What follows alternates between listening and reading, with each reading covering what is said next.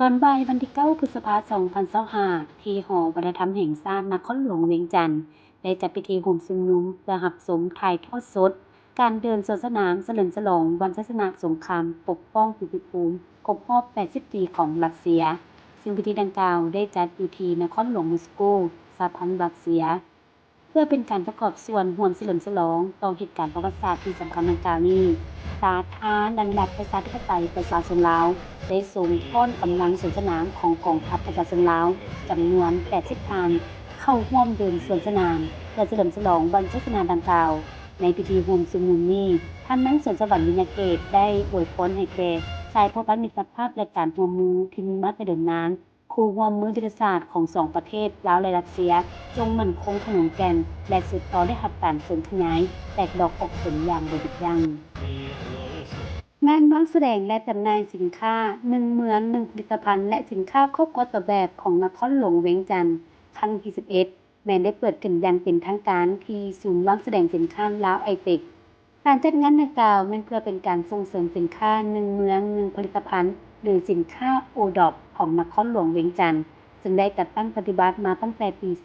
2014 มาฮอดปี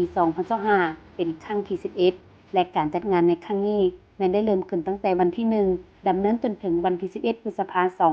2025ภายใต้คำขวัญที่ว่าส่งเสริมและสมใช้ผลิตภัณฑ์ภายในงานแถลงข่าวผลการประกวดฮูกแต้มเฉลิมฉลองครบรอบ 75 ปีนายผู้พันการทูตลาวไทยได้จัดขึ้นในวันที่ 5 พฤษภาคมที่กงสุลใหญ่แห่งราชอาณาจักรไทยประจำแขวงสวรรณเขตสำหรับผู้ที่ได้รับรางวัลจะได้รับที่รถไฟไปกลับนครหลวงเวียงจันทน์กรุงเทพประเทศไทยส่วนพิธีมอบรางวัลจะได้จัดขึ้นที่นครหลวงเวียงจันทน์ในระหว่างเดือนกรกฎาคมเดือนสิงหาคม2025วันที่ 5 พฤษภาคม 2025อยู่ที่สำนักงานใหญ่รัฐวิสาหกิจไฟฟ้าลาวนครหลวงเวียงจันทน์ได้มีพิธีเซ็นบทบันทึกความเข้าใจ2ฝ่ายระหว่างรัฐวิสาหกิจไฟฟ้าลาวและบริษัทสีสันร่วมมือพัฒนาสากลจำกัดผู้เดียวเพื่อศึกษาร่วมมือการจัดระเบียบสายสื่อสารสายโทรคมนาคมและสายไฟฟ้าแห่งดันต่ำ 0.4 กิโลโวลต์ที่ดูเสาไฟฟ้าลงพื้นดินภายหลังการลงนามสำเร็จทั้ง2ฝ่ายจะได้พร้อมกันค้นคว้าศึกษาทางด้านเทคนิคร่วมกันเพื่อนำเอาสายโทรคมและสายไฟฟ้าแห่งดันต่ำ 0.4 กิโลโวลต์ที่ก็ห้อยอยู่เสาไฟฟ้าลงพื้นดิน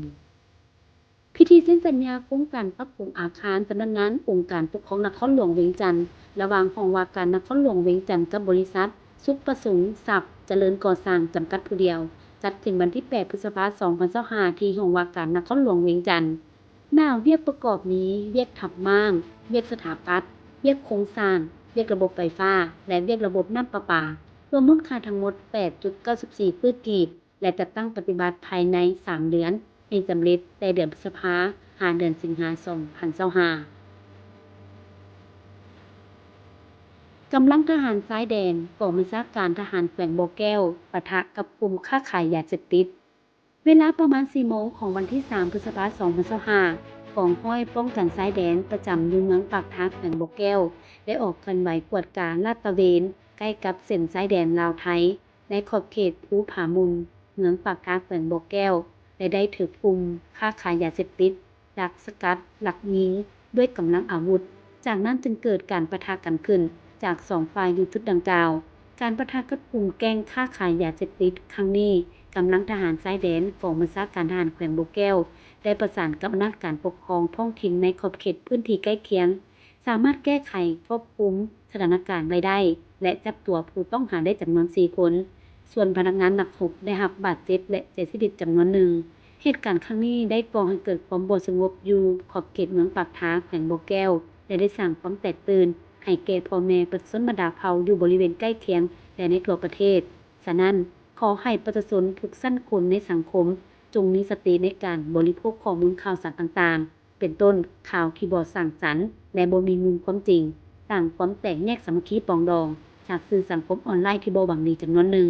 ขอให้พร้อมกันติดตามและบริโภคข่าวจากสื่อทางการสรุปข่าวเด่นโดยมีเดียลาว